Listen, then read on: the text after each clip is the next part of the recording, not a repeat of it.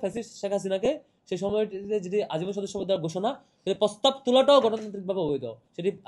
যেটি পাস হয়েছে এবং পাস হয়ে রেজুলেশন হয়েছে, ঘোষিত হয়েছে, নিউজ হয়েছে, সবটাই অবৈধ প্রক্রিয়ায়। এটি কোনোভাবে গ্রহণযোগ্য না, সেটা আমরা আজকে আলোচনা করেছি এবং তার প্রস্তাবনাটাই বাতিল। ডাকসুর গঠনতান্ত্রিক নিয়ম অনুযায়ী কাউকে আজীবন সদস্য পদ দেওয়া অথবা নির্বাহী বৈঠকের সিদ্ধান্ত অনুযায়ী কাউকে সিদ্ধান্ত নিয়ে সদস্য পদ দেওয়া, এই ধরনের কোনো এখতিয়ার নাই। যখন ডাকসু হয়েছিল তখন সেই সময়ের দ্বিতীয় কার্যনির্বাহী সভায় প্রস্তাবনা উঠিয়ে শেখ হাসিনাকে আজীবন সদস্য পদ, ডাকসু আজীবন সদস্য পদ দেওয়ার একটা ঘোষণা তারা দিয়েছিল এবং অনেক সংবাদ মাধ্যম সেটি নিউজও করেছে।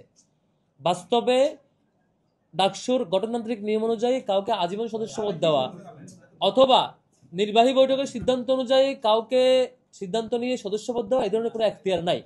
সেই সময় সিদ্ধান্তটি সম্পূর্ণ অবৈধ, সেটি আজকে আমাদের এখানে আলোচনা হয়েছে এবং সেটি সম্পূর্ণ অবৈধ ছিল এবং শেখ হাসিনাকে সেই সময়টিতে যেটি আজীবন সদস্য পদ দেওয়ার ঘোষণা, প্রস্তাব তোলাটাও গণতান্ত্রিকভাবে অবৈধ।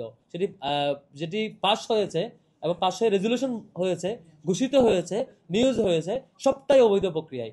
এটি কোনোভাবে গ্রহণযোগ্য না, সেটা আমরা আজকে আলোচনা করেছি এবং তার প্রস্তাবনাটাই বাতিল।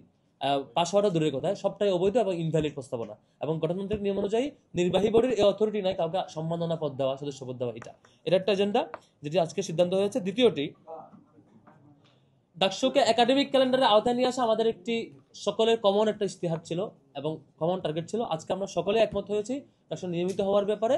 আমরা একটি সাব কমিটিও করে দিয়েছি যারা এটি ফলো আপ করবেন এবং সামনে সিন্ডিকেট মিটিংয়ে যাতে সেটি উত্থাপিত এবং ফার্দার আইনি প্রক্রিয়াগুলো মেনটেন করে যেভাবে করে ডাকসু কোন ফরম্যাটে, অর্থাৎ কোন ডেটে হওয়া বা একাডেমিক ক্যালেন্ডার ফরম্যাটটা কেমন হওয়া উচিত সেটা নিয়ে আলোচনা করে রিকমেন্ডেশন দেবেন এবং সেটি ফার্দার মিটিংয়ে, সিন্ডিকেট মিটিংয়ে আলোচিত হবেন বা সংশ্লিষ্ট বডিগুলোতে আলোচনা হয়, সিদ্ধান্ত হয়ে আকার আসবেন। আজকে আমাদের উপস্থিতিতে 28 জন যারা নির্বাচিত প্রতিনিধি এবং 2 জন শিক্ষক, কোষাধ্যক্ষ এবং ভিসি, প্রত্যেকে একমত হয়েছে ডাকসু নির্বাচনটাকে একাডেমিক ক্যালেন্ডার আওতায় নিয়ে আসতে হবে।